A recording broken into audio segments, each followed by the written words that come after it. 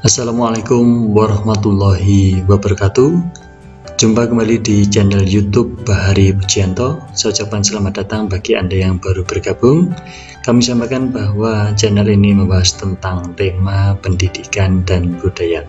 Oleh karena itu, bagi Anda yang ingin mendapatkan informasi bermanfaat dan belajar, silahkan di subscribe channel ini, dan jangan lupa di follow juga IG Bahari Pujianto atau Facebook Bahari Pujianto.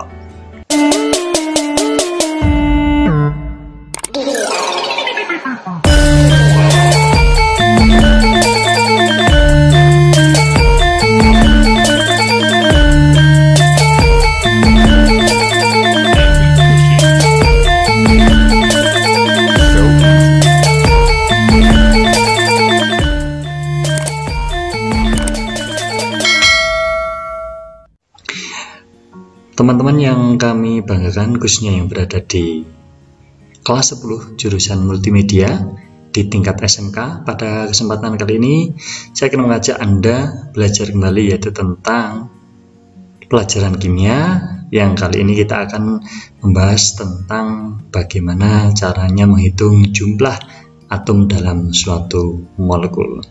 Ini melanjutkan pelajaran kita yang kemarin, yaitu tentang teori atom dan senyawa.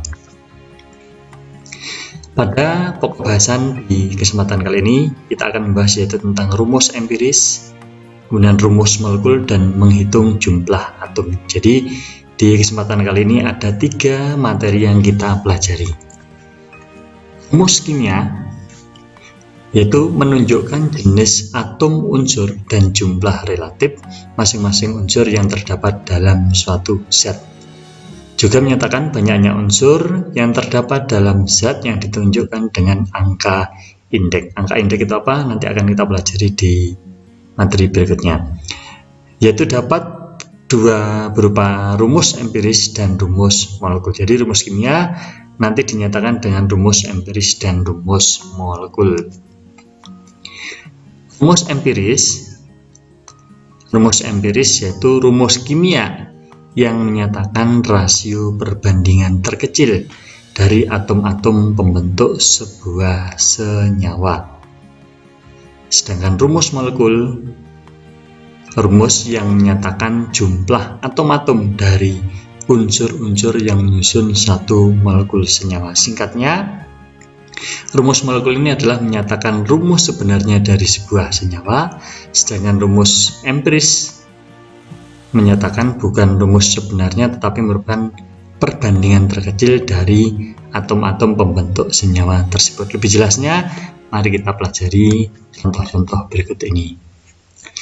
Contoh yang pertama, glukosa, ini adalah molekul atau senyawa, terdiri dari 3 atom, yaitu C, O, dan H. Memiliki rumus molekul C6H12O6. Ini adalah rumus sebenarnya dari glukosa. Rumus empirisnya bagaimana? Karena rumus empiris tadi menyatakan perbandingan terkecil, maka dari C6H12 ini kita sederhanakan sampai perbandingan terkecil yang tidak bisa dibagi lagi. Sehingga seandainya kita bagi 6 dengan angka terkecil ini akan menghasilkan H2O dalam kurung dan dikasih tanda N. Nah, sedangkan N ini menyatakan banyaknya angka pembagi tadi, yaitu 6. Saatnya kita kalikan kembali, 6 kali 1 C hasilnya 6. 6 kali 2 12. 6 kali 1 6 kembali. Nah, ini contoh perbandingan rumus molekul dan rumus empiris. Contoh yang kedua, ini struktur dari molekul benzena. Benzena terdiri hanya dari 2 unsur, yaitu unsur C dan unsur H. Bagaimanakah rumus molekulnya? Rumus molekulnya adalah C6H6. Nah, bagaimana rumus empirisnya? Karena rumus empiris tadi menyatakan perbandingan terkecil, maka kita bagi 6, sehingga rumus empirisnya PH dalam kurung N, di mana N adalah 6. Ini adalah perbandingan terkecil dari molekul benzena. Sekarang kita kembalikan lagi, ya kembali menjadi rumus molekul. Contoh yang ketiga, asam asetat atau kita mengenalnya dengan asam cuka terdiri dari 3 atom yaitu C, H, dan O. Memiliki rumus molekul PH3 EOOH. Ini adalah rumus aslinya dari asam asetat. Saatnya kita buat perbandingan terkecilnya, rumus empirisnya. Ini jumlah J-nya ada 2, jumlah H ada 3 dan 1, 4, jumlah O-nya 2. Sehingga kita dapatkan rumus empiris dari asam asetat adalah CH2O dengan N jumlahnya sebesar 2. Contoh yang keempat, asam nitrat. Nah, terdiri dari atom H, N, dan O. Dari 3 atom memiliki rumus molekul HNO3. Pertanyaannya, bisakah kita sederhanakan dari rumus molekul ini? Jika kita tidak bisa membaginya menjadi perbandingan terkecil, maka rumus empirisnya menghasilkan sama. Nah, jadi ada beberapa molekul atau senyawa yang rumus molekul dan rumus empirisnya sama, jadi tidak harus berbeda. Kenapa sama? Karena tidak bisa disederhanakan kembali. Nah, ini adalah rumus molekul dan rumus empiris. Sekali lagi saya sampaikan bahwa rumus molekul ini menyatakan rumus sebenarnya dari sebuah molekul atau senyawa, sedangkan rumus empiris menyatakan perbandingan terkecil. Kita lanjutkan pembahasan kita, yaitu menghitung jumlah atom dalam suatu senyawa. Jumlah atom dalam molekul atau senyawa dinyatakan dengan angka indeks. Angka indeks itu bagaimana? Angka indeks itu adalah angka yang berada di depan molekul atau berada di antara molekul. Nah, seandainya berada di depan, angka ini merupakan milik semua dari molekul ini, tetapi seandainya berada di bawah, ini adalah milik milik atom yang berada di depannya. Contoh, satu molekul air H2O ini menyatakan terdiri dari 2 atom H dan 1 atom O, sehingga dalam satu molekul air terdiri dari 3 atom, yaitu 1 atom O ditambah 2 atom H. Ini berarti jumlahnya adalah 3. Pertanyaannya, berapakah jumlah atom dalam 3 molekul air? Nah, kita lanjutkan di contoh seperti ini. Satu molekul air H2O terdiri dari 2 atom H dan 1 atom O. Tadi di depan sudah kita pelajari bahwa satu molekul air terdiri dari 3 atom. Ini terdiri dari 3 atom. Seandainya 3 molekul air, berapa jumlahnya? Nah, ini angka indeksnya ditulis 3H2O, ini dibaca 3 molekul air.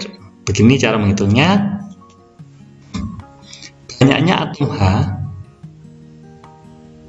dalam molekul air yaitu 2 itu angka indeks yang di sini, dikalikan 3 itu adalah angka di depannya, jadi 2 kali 3, 6. Banyaknya atom O 1 didapat dari mana? Seandainya tidak ada angka di sini, maka secara otomatis ini dianggap jumlahnya sebagai 1. Ini adalah kesepakatan, sehingga jumlah atom O 1 dikalikan 3, sehingga jumlah dari 3 molekul air 9. Jadi jumlah dalam 3 molekul air H2O adalah 9 atom. Contoh yang kedua, berapakah jumlah atom dalam satu molekul kalsium karbonat dengan rumus kimia CaCO3? Karena satu molekul di depannya ini tidak ditulis angka 1. Berarti ini sudah menyatakan 1 molekul CaCO3. Dengan cara yang sama, banyaknya atom Ca. Atom Ca ini dalam molekul ini 1 kali 1. 1 ini didapat dari mana? Di depannya ini. 1. Banyaknya atom C, karena ini juga sendiri, 1 dikalikan 1, 1. Banyaknya atom O, 3 dikalikan 1. Jadi 3 kali 1, 3, sehingga jumlahnya 5. Jadi dalam 1 molekul CaCO3 atau kalsium karbonat jumlahnya adalah 5 atom. Contoh yang ketiga, berapakah jumlah atom dalam 1 molekul urea dengan rumus kimia CONH2 2 kali? Nah, saatnya dalam kurung seperti ini, bagaimana cara menghitungnya? Sama saja. Kita hitung satu-satu. Banyaknya atom C, 1 kali 1 sama dengan 1. 1 ini 1 atom C, karena ini 1 molekul ya dikalikan 1. Banyaknya atom O, 1 sama kali 1 molekul, 1. Banyaknya atom N, ini 1 dikalikan 2 di sini, dikalikan 1, 2. Banyaknya atom H, ini karena H di sini ada 2, 2 kali 2, 4 kali 1, 4. Berarti jumlah dalam 1 molekul urea 1 tambah 1 tambah 2 tambah 4 sama dengan 8. Jadi dalam 1 molekul urea CONH2 2 kali jumlahnya adalah 8 atom. Contoh yang akhir yang keempat. Berapakah jumlah atom dalam 2 molekul barium hidroksida dengan rumus kimia 2BaOH2? Ini caranya sama saja. Kita hitung satu-satu. Karena ini ada 2 molekul, maka caranya menghitungnya, banyaknya atom Ba 1, Ba ini di depannya 1, kali 2, 2 ini didapatkan dari 2 molekul ini, sama dengan 2. Banyaknya atom O 1 kali 2, ini 1 kali 2 kali 2, jadi 4. Banyaknya atom H 1 kali 2 kali 2 sama dengan 4. Ini H ini kan 1 ini, karena dalam kurung, dikalikan di luar kurung, kemudian dikalikan di depan. Nah, jumlah angka indeksnya ini. Jadi totalnya 2 tambah 4 tambah 4, 10. Jadi jumlah atom dalam 2 molekul barium hidroksida adalah 10 atom. Dalam 2BaOH2 adalah 10 atom. Berarti kalau 1 molekul berapa? Ya kita tinggal bagi aja. Berarti 10 dibagi 2 sama dengan 5. Nah, untuk mempelajari dan memudahkan dari materi-materi di depan tadi, Anda harus tetap mempelajari yaitu tentang sistem periodik unsur atau atom-atom yang ada di sini. Silakan, ini tabel seperti ini namanya tabel periodik unsur. Nanti bisa di-download atau dicari di literatur yang ada di internet, atau bisa membuat sendiri. Silahkan dipelajari dan dihafalkan. Kemudian terima kasih, materi yang saya sampaikan sedikit, semoga bisa bermanfaat, yaitu materi tentang menghitung jumlah atom, rumus empiris, dan rumus molekul. 3 materi tadi silahkan dipelajari dan semoga menambah keilmuan Anda. Dan jangan lupa dukung channel Bahari Pujianto ini untuk mendapatkan berbagai informasi bermanfaat, khususnya di bidang pendidikan dan budaya. Dan jangan lupa subscribe supaya channel ini bisa berkembang. Terima kasih atas perhatiannya. Selamat belajar, semoga menyenangkan. Wassalamualaikum warahmatullahi wabarakatuh.